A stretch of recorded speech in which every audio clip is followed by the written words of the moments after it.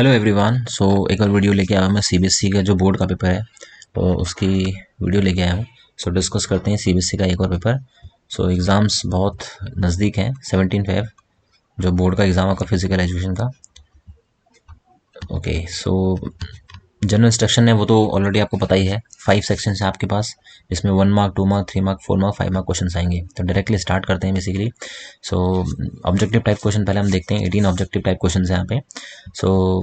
Division process age of in Special Olympics, ये Special Olympics से related है और उसमें डिवीजन प्रोसेस होता है। क्लासिफिकेशन डिवीजन आपने पढ़ा होगा उसमें। तो इसी एज ग्रुप पूछ रहा है बेसिकली। डिवीजन के लिए जो टीम गेम्स के लिए एज ग्रुप कौन सी होती है? It is 16 to 21 years. Okay, then next question is girls participating in sports after 2 years. 2 साल बाद एक गर्ल है वो पार्टिसिपेट कर रही है, ठीक है। तो साइकोलॉजिकल बेनिफिट्स क्या होंगे उसके? साइकोलॉजिकल मतलब मेंटली। ओके, आप जो आंसर होगा it will be improve self esteem. जो सेल्फ स्टीम है वो क्या है? साइकोलॉजिकल है यहाँ पे। Okay, answer is self esteem. Then third question पे अगर हम लोग आते हैं तो ये है हमारा बिग थ्योरी से क्वेश्चन है। हाईली सोशेबिलिटी किस में होती है? जो आउट गोइंग पर्सन होते हैं, tendency to seek stimulation in the company of others, जो घुलते मिलते ज़्यादा हैं। The right answer is extraversion. Okay, मैं डायरेक्ट अभी आंसर आप लोगों को बता रहा हूँ, ज़्यादा डीप में डिस्कस नहीं करूँगा। Next is short term effect of exercise muscular system. Short term effect क्या होगा? Increase in muscle temperature. Hypertrophy muscles भी होती है, ग्लाइकोजन स्टोरेज भी होता है, ये सब क्या होगा? लेकिन ये लॉन्ग टर्म इम्पैक्ट है। ओके, राइट आंसर इज यहाँ पे पूछ रहा है शॉर्ट टर्म, तो आपको की वर्ड्स देखने पड़ेंगे पूछ क्या रहे हैं actually. Next is macro mineral कौन सा है? ध्यान से इसको पढ़ो। ये है, ये माइक्रो और माइक्रो न्यूट्रिएंट्स नहीं पूछ रहा है, ये मिनरल के बारे में पूछ रहा है और मिनरल में भी मैक्रो पूछ रहा है। The right answer is sodium. Okay, देखिए नेक्स्ट क्वेश्चन है, ये थोड़ा डिफरेंट तरीके से क्वेश्चन दिया है। आपके सामने कुछ टीम्स दे रखी हैं, तो पूछा यह है कि which option will have highest number of byes while drawing a fixture. सबसे ज़्यादा बाई किसको मिलेंगी? तो आप ये देख सकते हो, देखो 2 की पावर अगर आप 4 करोगे तो कितना हो जाएगा? 16 हो जाएगा, ठीक है। और 16 के बाद 2 की पावर 5 जाओगे तो वो कितना होगा? 32। ये आपको पता है 2 की power n minus number of teams होता है बाई निकालने का formula.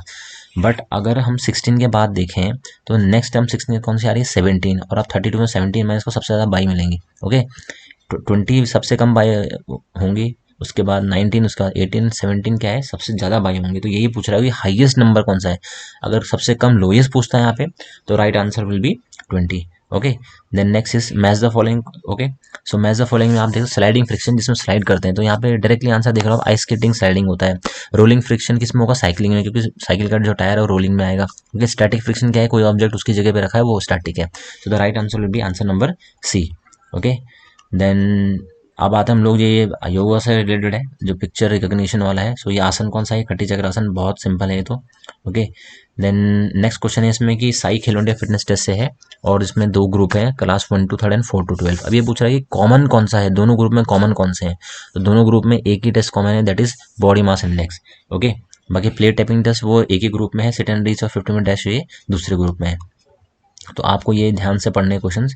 Okay, next is basically method बताना है कि develop flexibility in which individual perform movement with swing and rhythm. इसके ऊपर मैंने वीडियो बना रखी है मेरे, आप प्लेलिस्ट में देख सकते हो। Swing and rhythm, swing and rhythm की बात करें तो ब्रास्टिक मेथड होगा। ओके, ये पीएनएफ मेथड भी इंपॉर्टेंट है, प्रोप्रोसेप्टिव न्यूरोमस्कुलर फैसिलिटेशन, काफी बुक में ये नहीं है तो बच्चे इसको ध्यान रखना, ये भी एक टेक्निक होती है। ओके, स्विंग और रिदम की बात कर रहे हैं तो then it will come in ब्लास्टिक method. Okay, next very important question यहाँ पे है, there are different types of physical impairment Paralympics. Paralympics जब आप पढ़ोगे उसमें कुछ इम्पेयरमेंट है, फिजिकल इम्पेयरमेंट, तो कितनी है वो? That is 8 impairment. Okay, next question is Harvard step test the height of the bench for men. अब इसमें 2 चीज होती है, मेन के लिए अलग हाइट होती है और वुमेन्स के अलग होती है, बट ये पूछ रहा है मेंस की हाइट कितनी होती है। That is 20 inches. Okay, next question है preparing budget of the tournament. Budget बना रहे हैं हम लोग, जिसमें हम लोग इनकम एक्सपेंडिचर सब रिकॉर्ड कर रहे हैं, तो ये रिस्पॉन्सिबिलिटी कौन सी कमेटी की है? It is the responsibility of finance committee. Okay, next question is which asana is perform in sitting position. Bhujang asana हम बैठ के नहीं करते हैं, उसमें लाई डाउन होना पड़ेगा आपको। गरुड़ आसन स्टैंडिंग आसन है। मत्स्य आसन, जो मत्स्य ये भी लेट जाएंगे तब जाके परफॉर्म होता है। मांडू का आसन है बेसिकली, ये हमारा sitting asana. Okay, then come to next question, ये बहुत अच्छा क्वेश्चन है अजर्सन रीजन का। Self esteem is a self, basically अजर्सन रीजन है सेल्फ स्टीम के बारे में। Self esteem is a centred around a belief in the self and respect for a self. ये बात सही है बिल्कुल, सेल्फ रिस्पेक्ट और सेल्फ के आसपास ही हमारा ये सेल्फ स्टीम बना है। ओके, देन ये तो बिल्कुल सही है। Okay. Then next is mental imagery, जो साइकोलॉजिकल स्किल। मेंटल इमेजरी तो हम माइंड में इमेजेस बनाते हैं, तो साइकोलॉजिकल स्किल है क्योंकि हम माइंड इसमें इन्वॉल्व हो रहा है। Created in the mind in the absence of any external stimuli, ये भी बिल्कुल सही है। बट इन दोनों के बीच में कोई कनेक्शन दिख नहीं रहा है, एक कर रहा है बात सेल्फ स्टेम की, एक कर रहा है बात मेंटल इमेजरी की, लेकिन दोनों ही सही है। So the answer will be B, both are true but it is R is not the correct explanation of assertion. Okay, then come to 16 question. Menarche is usually considered a point of sexual maturity of girls. Of course बिल्कुल सही है, जब first time menstrual cycle होती है उसको menarche बोलते हैं। Next come to menstrual dysfunction is abnormal condition in women's menstrual cycle, this is also correct. Menstrual dysfunction मतलब जब मेंस्ट्रुअल साइकिल या पीरियड्स इरेगुलर होते हैं, अबनॉर्मल होते हैं, उसको हम लोग बोलते हैं। ठीक है, तो दोनों सही है, बट इन दोनों के बीच में अगेन कनेक्शन कुछ नहीं दिख रहा है। So the right answer will be option B. Okay, both are true but R is not the correct explanation of assertion. Okay, then next come to 17 question. Fat soluble vitamins include the following vitamin except, ये बोल रहा है कि except उसको छोड़ के, तो fat soluble होते हैं विटामिन ए डी के। ओके, और इनको छोड़ के क्या बचा, विटामिन बी। विटामिन बी आता है हमारा वाटर सोल्यूबल में, vitamin B and vitamin C. Okay, next come to Johnson Metheny test battery does not consist of, इनमें से कौन सा नहीं होता, वो होगा हमारा साइड रोल। फ्रंट रोल भी है, बैक रोल भी है, जंपिंग फुल टर्न भी है, और एक और इसमें होता है जंपिंग हाफ टर्न। बट यहाँ पे किसकी बात कर रहे हैं, साइड रोल की। साइड रोल तो होता नहीं है। Okay, now come to next section B. तो you have to attempt any 5 questions from section B. So briefly explain health run. अब हमें क्या एक्सप्लेन करना है, हेल्थ रन क्या होता है बेसिकली। ठीक है, अब हेल्थ रन की हम लोग बात करते हैं तो ये आपके स्कूल में या कोई भी प्राइवेट इंस्टीट्यूशन इसको ऑर्गेनाइज करते हैं, health run. Okay, so basically नाम से पता चल रहा है हेल्थ को इम्प्रूव करने के लिए हम लोग हेल्थ रन करते हैं। और हेल्थ किसकी इम्प्रूव करनी है, हमारी सोसाइटी की। सोसाइटी अवेयर होगी फॉर द फिजिकल एक्टिविटीज़। कैसे फिजिकल एक्टिविटीज हम लोग इन्वॉल्व रहें, उससे हमारी हेल्थ मेंटेन रहेगी। जो भी उससे फंड्स वगैरह आएगा हम चैरिटी को डोनेट कर सकते हैं। ठीक है, इसमें रनर जो इसमें रनिंग कर रहे हैं, एथलीट जो इसमें रनिंग कर रहे हैं, उनका पर्पस जीतना ही नहीं है। उनका पर्पस ये है कि कैसे लोगों में इम्पैक्ट पड़े रिगार्डिंग दी हेल्थ, वो अपने फिजिकल एक्टिविटीज़ में इन्वॉल्व हो जाएं। तो जितने भी एनजीओज़ हैं, प्राइवेट डिपार्टमेंट्स हैं, हेल्थ डिपार्टमेंट्स हैं, ये सब इसको ऑर्गेनाइज करते हैं और यहाँ से फंड चैरिटी भी करते हैं। तो आपके सामने आंसर भी लिखा है, आप यहाँ से लिख सकते हो। ओके, इन शॉर्ट मैंने आपको समझा दिया है। Then next question is briefly explain RICE therapy to manage soft tissue injuries. अब राइस होता है ये basically rest, ice, compression and elevation. तो आपने पढ़ा होगा राइस, तो आर फॉर रेस्ट। ठीक है, हम रेस्ट करेंगे और प्रोटेक्ट करेंगे उस इंजर्ड एरिया को।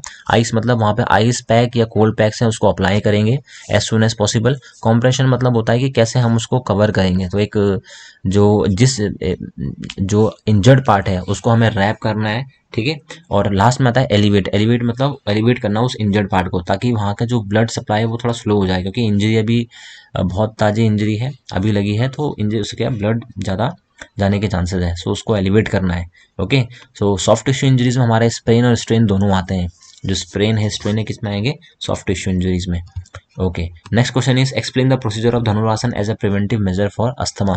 तो धनुरासन आपको सबको पता है, जिसको हम लोग बो पोज भी बोलते हैं। आपको आपका जो स्टमक है उसके उसमें बेस पे आप लेट जाओगे, उसके बाद slowly you have to raise your upper body part. जो आपका अपर बॉडी पार्ट है उसको रेज करोगे और आपको अपने टोस को भी होल्ड करना है पीछे से। तो कुछ ऐसा ही बन जाएगा आपका बो पोज। ओके, आप लोगों ने बनाया होगा, तो यहाँ पे सामने थ्योरी भी है, you can write in your own words. So what do understand by macro cycle. Basically जो मैक्रो साइकिल है ये लॉन्ग ड्यूरेशन के लिए होती है। सो इसका जो ड्यूरेशन है वो करीबन 3 to 12 मंथ्स के लिए होगा। ओके, और सपोज आपको एक टूर्नामेंट आने वाला है, या वो 1.5 साल बाद है, या 2 ईयर्स में है, तो आप मैक्रो साइकिल वहाँ पे यूज़ कर सकते हो लॉन्ग ड्यूरेशन के लिए। ओके, उस मैक्रो साइकिल में बहुत सारी छोटी छोटी साइकिल्स भी हो सकती हैं। ठीक है, सो जो भी हम लोग अकॉर्डिंग टू हमारा ड्यूरेशन क्या है उसके अकॉर्डिंग हम लोग उसमें ट्रेनिंग कर सकते हैं। तो आपके सामने आंसर है, तो मैं ज़्यादा भी डीप जाऊंगा नहीं वैसे। Okay, enlist 4 non nutri food items. कौन से ऐसे 4 नॉन न्यूट्री जिनको खाने से न्यूट्रिशन हमें नहीं मिलता है। ओके, जिसमें फाइबर है, रफेज है। ओके, तो एनलिस्ट करना है, खाली लिखना है हमें ये। तो फाइबर हो गया, रफेज हो गया, कलर कंपाउंड हो गए, फ्लेवर कंपाउंड हो गए, प्लांट कंपाउंड हो गए। ठीक है, प्रिजर्वेटिव्स हो गए, कॉफ़ी हो गई, ये सब इसमें आते हैं जिससे हमें कोई न्यूट्रिशन नहीं मिलता है, बस हम लोग उनको इनटेक कर रहे हैं। Okay, then suggest any 2 strategies to make physical activities accessible CWSN। ऐसे कुछ स्ट्रेटेजीज हमें बतानी है जिससे जो फिजिकल एक्टिविटीज़ हैं इजीली पहुंच सके उन बच्चों तक। तो पहला आपका मेडिकल चेकअप करना पड़ेगा उनका। ठीक है, कौन सी उनको डिसेबिलिटी है, इन्वायरमेंट प्रॉपर होना चाहिए, उनका इंटरेस्ट किस एक्टिविटी में है, वो इंटरेस्ट हमें वहाँ पे करानी है। स्ट्रेटेजीज बनानी पड़ेंगी, रूल हमें मॉडिफाई करने पड़ेंगे, इजी रूल्स हमें बनाने पड़ेंगे। इक्विपमेंट हैं वो उनको भी हमें मॉडिफाई करना पड़ेगा। ओके, और इन्वायरमेंट क्लीन रखना है, क्लीन इन द सेंस कि कोई डिस्टर्बेंस उनको नहीं होनी चाहिए वाइल प्लेइंग। सो आंसर्स हैं यहाँ पे, इसके ऊपर वीडियो मैं बना चुका हूँ पहले भी। Briefly explain the concept of talent identification in sports, इसके ऊपर मैंने रिसेंट एक वीडियो बना रखी है, तो आप चाहे मेरे प्लेलिस्ट में जाके देख सकते हो। टैलेंट आइडेंटिफिकेशन बेसिकली होता क्या है, तो कैसे हम लोग टैलेंट को आइडेंटिफाई करते हैं, कौन कौन से ऐसे हमारे बेस हैं जिस पर डिपेंड होकर हम लोग उस टैलेंट को आइडेंटिफिकेशन करेंगे। तो इसमें टैलेंट डेवलपमेंट भी होता है, आइडेंटिफिकेशन भी होता है, तो आप मेरे वीडियोस में जा सकते हो, वहाँ आंसर मिल जाएगा। Then explain the purpose and procedure of flamingo balance test. जो फ्लेमिंगो बैलेंस टेस्ट है उसका पर्पस क्या है, बेसिकली फ्लेमिंगो बैलेंस टेस्ट इसलिए हम लोग करते हैं, पर्पस है उसका ताकि हम लोग क्या करें, बैलेंस को चेक कर सकें, कि the ability to check the balance of body in single leg, एक, क्योंकि बैलेंस जो फ्लेमिंगो बैलेंस टेस्ट है वो एक लेग पे होता है, ठीक है। और जो ये कौन से एज ग्रुप होता है बच्चों के लिए, 5 to 8 के बीच में, जो कि क्लास 1 to 3 में है, ठीक है। सो करना क्या है, बेसिकली उनको एक लेग पे खड़े होना है, जिसके एक ये ब्रिक रहेगा, ये वुडन ब्लॉक है, उसके ऊपर उनको एक लेग में खड़े होना है, और एक दूसरे लेग को अपने हाथ से होल्ड करना है बैक साइड में। ओके, तो ये मैं अपने वीडियोस में बता चुका हूँ उसके बारे में भी। Elucidate any 3 factors affecting projectile trajectory को अफेक्ट करने के लिए, एयर रेजिस्टेंस जिसको आप कह सकते हो, ग्रेविटेशनल फोर्स, किस एंगल पे आप रिलीज कर रहे हो, ये उसमें आप लिख सकते हो। ओके, स्पिन कितने हो रहा है, जो हमारा ऑब्जेक्ट ट्रैवल कर रहा है, स्पिन भी उसमें एक फैक्टर रोल प्ले करता है। सो मैं इसमें वीडियो बना चुका हूँ, तो ये क्वेश्चन है आपके प्रैक्टिस करने के लिए, आपको आंसर खुद लिखने पड़ेंगे इसमें। Okay, then next come to enlist any 2 test to measure functional test of senior citizen. Senior citizen चेक करने के लिए कोई भी 2 लिखने हैं आपको, ठीक है, जिसमें आप आर्म कर्ल टेस्ट लिख सकते हो, जिसमें आप chair sit and reach test लिख सकते हो, जिसमें आप बैक स्क्वैट टेस्ट लिख सकते हो, 6 मिनट वॉक लिख सकते हो उसमें आप, जिसमें आप 8 फुट एंड गो टेस्ट लिख सकते हो, और किसी भी एक को एक्सप्लेन करना है, तो इसके ऊपर वीडियो बना चुका हूँ ऑलरेडी है। Describe any 3 food myth and their related fact, कोई भी 3 फूड मिथ आपको बताने हैं और उनसे रिलेटेड फैक्ट भी, ठीक है। तो फूड मिथ हमारे यहाँ पे है कि the fewer the carbohydrate healthier हो, जितना कम कार्बोहाइड्रेट लोगे उतने ही हेल्दी रहोगे, बट ऐसा नहीं है। Carbohydrate are also very important for our body, हमें एनर्जी कहाँ से मिलेगी, ठीक है, तो इसको ये देखना है। फिर आपने ये भी सुना होगा कि फिश नॉन वेज खाने से पहले मिल्क को अवॉइड करना चाहिए, तो अकॉर्डिंग टू साइंस ये सब क्या है, एक मिथ है, ठीक है। सो ऐसा हम कर सकते हैं। कुछ का मानना ये है कि स्किन पे कुछ स्किन में कुछ वाइट वाइट से स्पॉट पड़ने लग जाते हैं, तो ये भी एक फूड मिथ है, साइंस इसको एक्सेप्ट नहीं करता है। Drinking water in between meals, खाने के बीच में पानी पीना आपके डाइजेशन को अफेक्ट करेगा, ये भी सब एक फूड मिथ है, ठीक है। और एप्पल और brinjals are rich in iron, ये आयरन में रिच होते हैं, इसलिए that's why they turn brown हो जाते हैं, तो ऐसा कुछ नहीं है, ठीक है। सो ये फूड मिथ्स है कुछ, आप इसमें से इसको पढ़ सकते हो और लिख सकते हो यहाँ से। Then next is describe any 2 methods to develop strength. Strength को डेवलप करने 2 मेथड आपको बताने हैं, तो आइसोमेट्रिक भी है आपके पास, आइसोटोनिक भी है, आइसोकाइनेटिक भी है। ओके, इसको मैं ऑलरेडी डिस्कस कर चुका हूँ अपने चैनल्स में, तो आप देख सकते हो वहाँ से, तो मैंने शॉर्ट में बता दिया है आपको। ओके, अब केस स्टडी क्वेश्चन आपके पास यहाँ पे आता है, ये आपको एक साइक्लिक लीग टूर्नामेंट दे रखा है बेसिकली, तो इसमें क्वेश्चन है लीग टूर्नामेंट। और लीग टूर्नामेंट को हम लोग और क्या बोलते हैं, तो लीग टूर्नामेंट को हम लोग बोलते हैं राउंड रॉबिन टूर्नामेंट, और बर्जर सिस्टम्स को भी हम बोलते हैं। Identify the method use in the above fixture, कौन सा मेथड इसमें यूज किया है, तो ये जो यूज किया है इसमें है वो साइक्लिक है, लीग का कौन सा पार्ट है, साइक्लिक मेथड, तो वो हमने यूज किया है। How many rounds will be played if 6 teams are participating, बहुत ईजी है, फॉर्मूला क्या होता है, n-1, तो यहाँ पे how many rounds will be played if 6 teams are participating in a league tournament, तो right answer will be 5, n-1, तो n-1 mean 6 - 1 5। How many matches are played in the above fixture, ऊपर के fixture में कितने played, एक round में count करो total matches कितने हो रहे हैं 4, लेकिन हम बाई को काउंट नहीं करेंगे क्योंकि बाई वाला मैच काउंट नहीं करते, तो इट मीन्स कितने हो गए 3, और टोटल राउंड कितने यहाँ पे 7, 7 3 21, सो द राइट आंसर इज 21। तो आई होप सो ये पेपर ईजी है, ज़्यादा कुछ इतना रफ एंड टफ नहीं है। ओके, नेक्स्ट ये आपके सामने इमेज है डेफ ओलंपिक्स की। ओके, सो यहाँ पे जो पूछा है the above logo incorporate 4 colours red, blue and yellow, तो आपको ये बताना है कि इसमें जो नेक्स्ट कलर है वो है कौन सा इसमें, ठीक है। सो जो नेक्स्ट कलर होगा वो होगा ग्रीन। ओके, यहाँ पे क्या है, यहाँ पे this is green. Then the logo of the Deaf Olympics was design in which year, कौन से ईयर में बनाया गया था ये, 2003 में। Okay, then next is in the above logo the hand shape okay good and dash overlap each other, तो वो डैश में क्या आएगा, दैट इज ग्रेट, ओके, वहाँ पे ग्रेट भी आएगा, तो गुड के साथ आएगा great. The first Deaflympics were held in the year in Paris, तो ये होता 1924 में, ओके, सो 1924। और ऑप्शन में भी एक क्वेश्चन है, first Deaflympics games were also known as, जो पहली बार जो डेफलिम्पिक्स उनको क्या बोलते थे, तो उनको बोलते हैं international silent games, okay. So this is the case study question. अब नेक्स्ट क्वेश्चन हम लोग देखते हैं आपके पास क्या है। सो ये इंजरी से रिलेटेड है basically. So study the picture, यहाँ पे पिक्चर्स हैं ए और बी, आपको स्टडी करने हैं। Identify the injury shown in the picture A. अब पिक्चर ए में आपको दिख रहा है कि एंकल ट्विस्ट हो रहा है। एंकल ट्विस्ट कब होता है, जब हमें स्प्रेन होता है, ओके, लिगामेंट टीयर होता है, तो the right answer will B sprain. तो मैं आपको यहाँ पे दिखा भी देता हूँ आंसर, कहीं आप सोच रहे हो कि मैं कुछ भी बोल रहा हूँ, तो answer is sprain, okay. Then the injury shown in the picture A occurs due to over stretching of, अब स्प्रेन कब होता है, ए में क्या है, स्प्रेन हो रहा है, स्प्रेन कब होगा, जब लिगामेंट ओवर स्ट्रेच होगा, okay. Then C identify the fracture in the picture, ये जो फ्रैक्चर यहाँ पे दिखा रहे हैं, अब देखो ये फ्रैक्चर क्या है, डायगनली जा रहा है, ठीक है, तो उसको हम लोग क्या बोलते हैं, ऑब्लिक भी बोलते हैं इसको, ऑब्लिक फ्रैक्चर, डायगनल फ्रैक्चर इसको बोल सकते हैं।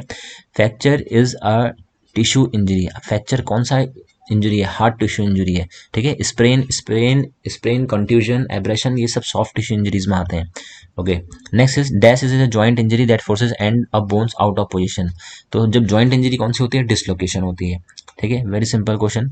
नेक्स्ट सेक्शन ई में आ जाओ, explain any two postural deformities, कोई भी दो पोस्टरल डिफॉर्मिटीज आपको बतानी है, उनके करेक्टिव मेजर्स लिखने हैं। तो पोस्टरल डिफॉर्मिटीज आपका कायाफोसिस, लोवर्डोसिस, स्कोलिसिस, ये क्या है, हमारी पोस्टरल डिफॉर्मिटीज है, ठीक है। Knock knee, flat foot, bow legs, round shoulder, ये सब क्या है, पोस्टरल डिफॉर्मिटीज है। तो कोई भी दो आपको एक्सप्लेन करने हैं और उनके करेक्टिव मेजर भी लिखने हैं। तो यहाँ पे इंपॉर्टेंट ये होता है, नॉक नी का जो साइंटिफिक नेम है उसको हम लोग बोलते हैं जेनु वल्गम। फ्लैट फुट का जिसका वो है वो प्लेस पेनस है, ओके। बोलेक्स का है जेनुवरम। काइफोसिस को हम राउंड शोल्डर या राउंड अपर बैक भी बोलते हैं, ओके। हंच बैक जिसको हम लोग बोलते हैं, राउंड शोल्डर डिफरेंट चीज़ है। काइफोसिस को हम लोग राउंड अपर बैक बोलते हैं और हंच बैक बोलते हैं, ओके। स्कॉलिसिस को हम लोग शी शेप, एस शेप भी बोलते हैं। तो ये तो आपके ऊपर डिपेंड करता है, आपने पढ़ा होगा इसको।